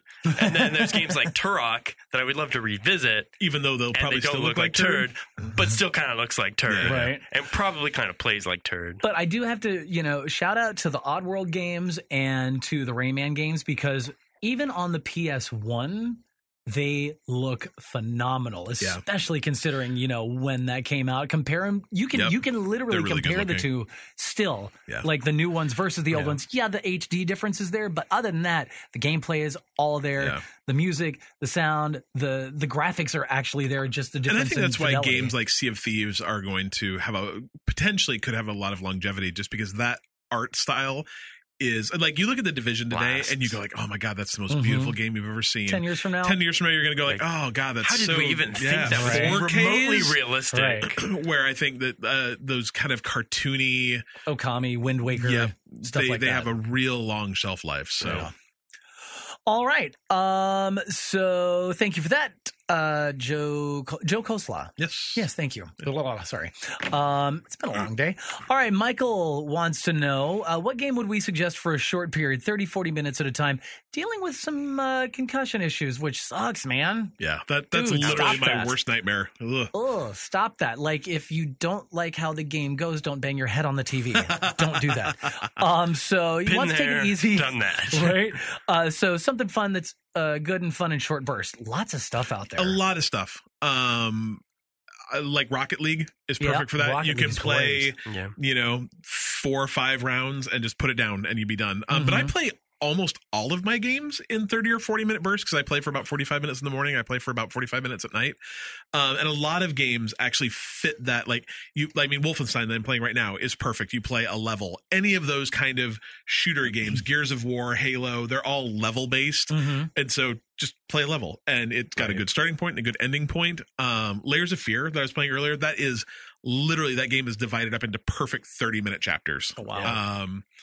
I think, let's see, what else? There was one game that was right at the top of my head that I wanted to talk about that was great for just picking it up for, and it was. I think any level-based game, Super Mario Odyssey would be perfect. All the levels are pretty self-contained. So I'm thinking something like Dragon Quest Builders. Like, Dragon Quest Builders, yeah. That's a game I would come home and I would play for 30 minutes and kind of just keep working at my community. And Civilization 6, if you can get away with actually not having one more turn. Ideally, that's a perfect game that you should play that way, but it doesn't. Yeah, it doesn't work out. If you have an amazing amount of willpower, Civ 6 would be perfect. And if you're feeling something a little more fast-paced, 2 games that I kind of want to revisit are Mr. Shifty and Hotline Miami, which are kind of a similar thing. Which really, they're really fast-playing little chunks, but they are pretty frenetic and visceral, so maybe it doesn't quite fit what you're after right now. But as for a game that you can play in short bursts, that's the perfect kind of game. Grand Theft Auto would be good. Like, it's all mission-based. I think that everyone wants to play games for 7 hours at a time, and that never happens. Not for me anyway. Not me. But I think that if you think about any game that has very clear divisions, very clear levels, Breath of the Wild, no, there's not a clear starting place and a clear ending place to that game. Right. You can still play it that way. Go in with the goal of finding a couple of those little seed dudes or whatever. Totally. I think that a lot of it's just changing the way you think about a game like that. Right. And then also, it depends on maybe that 3D space is going to give you a headache. Maybe that's not going to work for you. Stardew Valley is a Stardew great would be great. game It's that all you can day-based. literally pick up. Each day lasts roughly 6 or 7 minutes. Yeah, or 12 minutes. Something like that. 8 or 12, I don't know. Yeah, it's one of the two. But you can literally sit down for a half hour, get through 3 to 4 days worth of stuff. You can even go through it faster if you tell your character when to sleep. And it's a perfect pick up, put it down, pick it up, put it down. Forza. Yeah. And couple the thing, races. like the thing that I'm going for is like, let's say if you're not able to, maybe that that's 3D true. is just kind of killing you a bit. Stardew Valley would be a good one to go for. Inside Inside would play be good. they're screen based. Like play a couple screens. And also SteamWorld Dig 2. Oh, Or I'm For sure sure. the original SteamWorld. Yeah, SteamWorld, which I think is on sale for $5 $5 right now. Yep. Because that's an easy, great little loop where you just go dig around, grab some stuff, Yep. take it back, dig around, find stuff, go back. And I had another one, but I can't recall. It's good stuff. That's fine. This was this actually thread came up as part of a Facebook post today. So if you have some cool. other good ideas, you could always go out and help Michael post some of that stuff on that Facebook thing that came out. Today's Tuesday, so you might have to go Okay. back a couple days. Yeah, but well, if you're listening to this, we're gonna pin it. there you Let's go. do that. We'll pin it. We can do Put a that pin there. in it. Yeah, we'll do that. So yeah, thanks, Michael, for your question, and sorry for the whole concussion. Good luck, man. Seriously. All right, finally going to wrap it up with the most important question of all from Mansocks. He's back. What's your favorite donut? Apple fritter, Okay. Oh man, Probably you just ruined my life now because Sorry, man. I've got two. probably followed by maple bars, specifically from Maple Chuck's. bars, specifically from Chuck's. I'm also a big cream filled I'll be donut guy. but Bavarian cream or Boston cream? Bavarian. Bavarian. Bavarian cream. I'll be pudding. completely honest. Yeah. I've never met a donut I don't like. Yeah, I There's eat that too. most donuts. Bacon maple bar from Voodoo Donuts. Oh, I've never had a bacon one. I've been a vegetarian for too long. You know, I'm not super into the voodoo donuts thing. either. I love Voodoo Donuts. Love voodoo donuts. I just like the classics. I Oh. mean, I've had good donuts, but I don't want your darn cereal on my donut. I want double cereal I on my had donuts. one though that had like the it was like grape Kool-Aid powder or Yeah, something on that's it. That really was good, good. right? That was good. 'cause Yeah. It was a take on a traditional donut. I don't want cereal on my donuts. I don't want I big liked- chunks of garbage on my donuts. See, like I've had one with Captain Crunch on it, and it was amazing. And I had one with I had Cocoa Pebbles or loads of Cocoa Cocoa Puffs. on it, and it was also Yeah, I incredible. want nothing to do with You that. just got to make sure you get them when the Cocoa Puffs are fresh because Yeah. otherwise they get They're a little weird. I soft don't, Yeah. I don't and want weird. anything to do with that. But Going to Voodoo Donuts was the best part of going to Universal Studios for me. they've got one at Universal They Studios. do on the City Walk. I told you the story of what I did to one of the original like owners of Voodoo Donuts, No. right? So if you've heard of Voodoo Donuts, it started in Portland as this wackadoodle little place with your donuts in this giant pink box, and it's all these crazy things like a maple bar with an actual slice of bacon on it, Yep. or a chocolate covered chocolate donut with Cocoa Puffs on it, covered in chocolate syrup. Yeah. Like all these crazy things. I had just started bartending. Guy comes into the bar with his friend, sits down. I'm like super crazy, like, I need to see your ID, sir, even though you look 97. Can I see your ID? He gives me his ID, and it's expired. Well, if you have an expired ID, you can't legally be in a bar in the state of Oregon. Yeah. This guy's clearly of age, late 30s, early 40s. I'm like, I'm sorry, you can't be in here, with an expired ID. He was super, super chill, super nice. He's like, dude, I'm so sorry. I totally get it. No problem.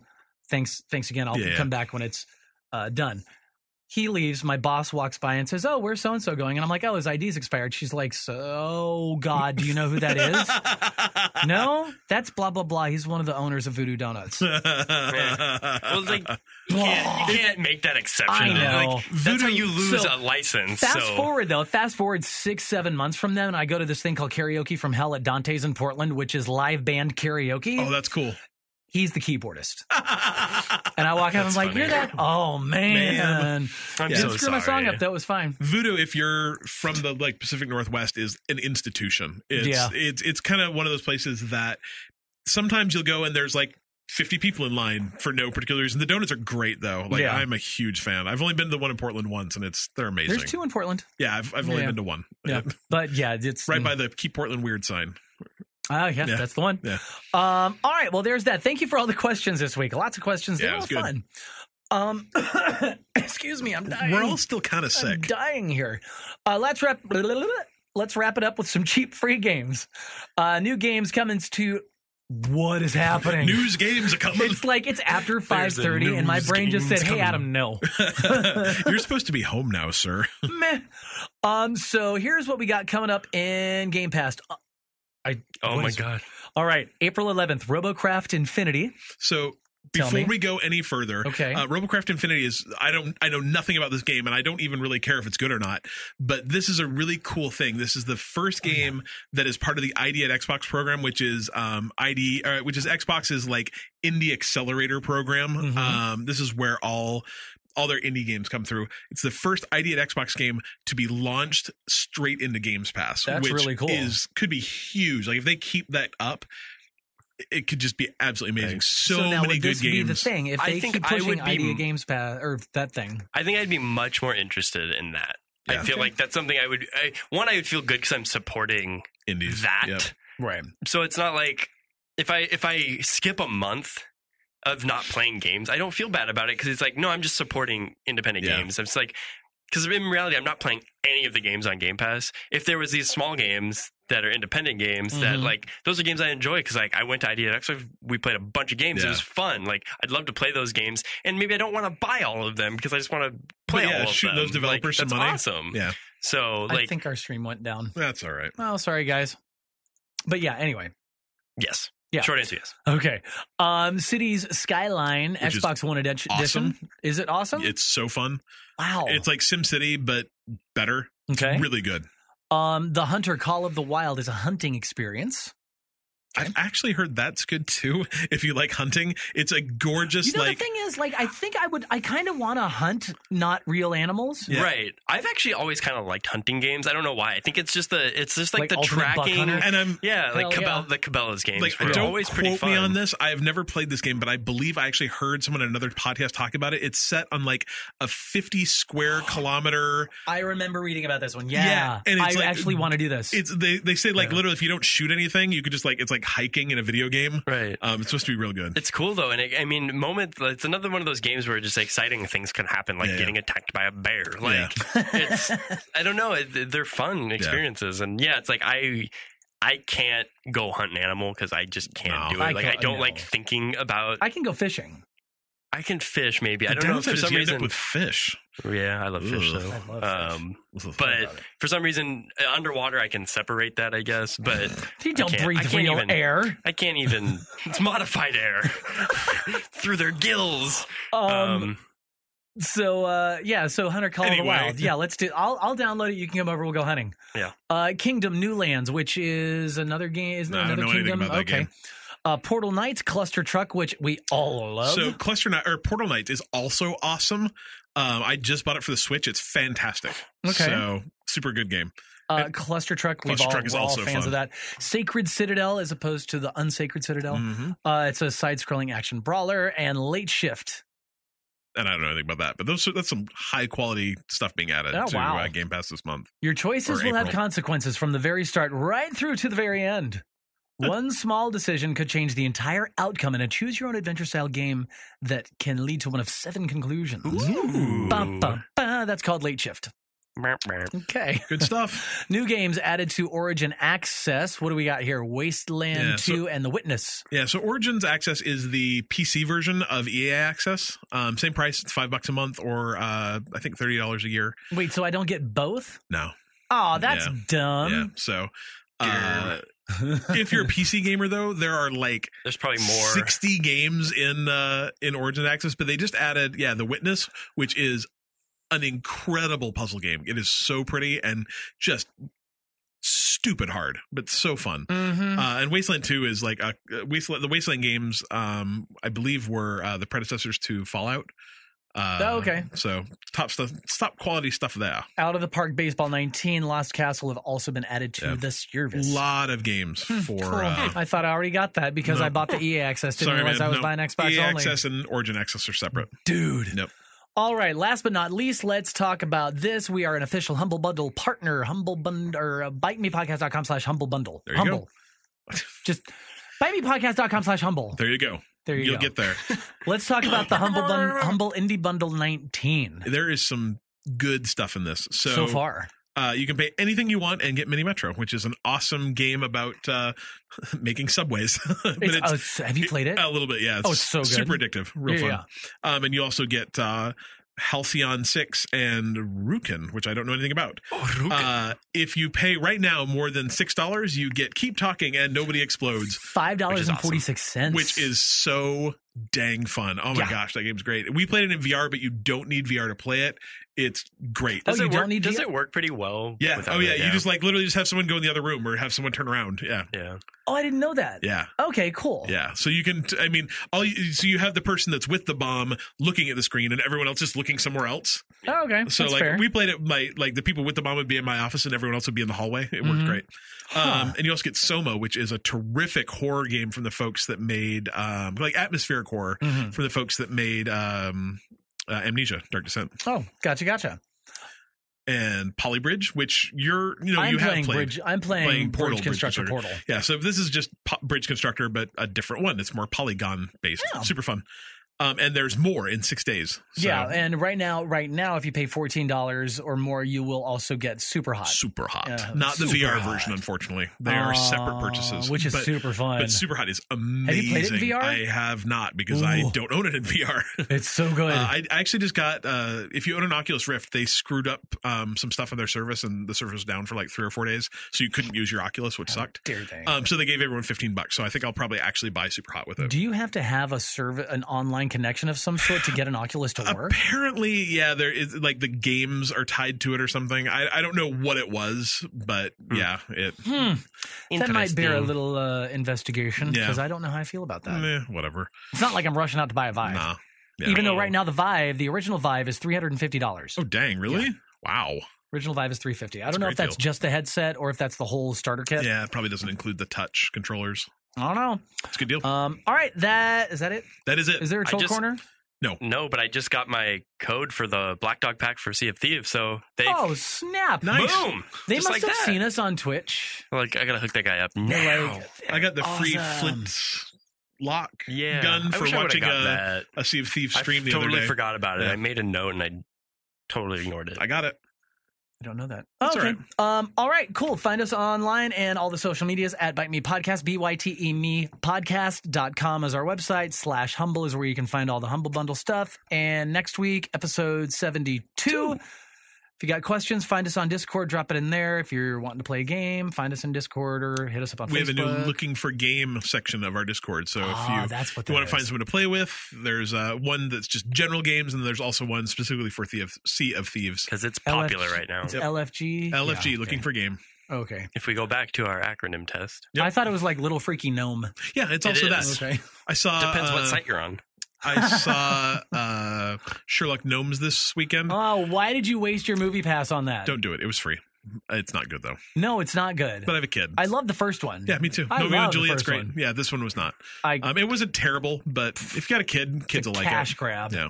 Anyway. I'm Anyway, gonna try to go see Isle of Dogs tomorrow. Mm, yeah, let Very me know. excited. yeah. I'm interested, sort of. I'm intrigued. I love Wes Anderson though. Yeah, He me does too. no wrong for me. So Yeah. I don't know. That movie looks dogs in Japan Weird. seems awesome. It's strange, but all right. anyway. Is that it? Whatever. We're done. That's it. We're done. Bite me.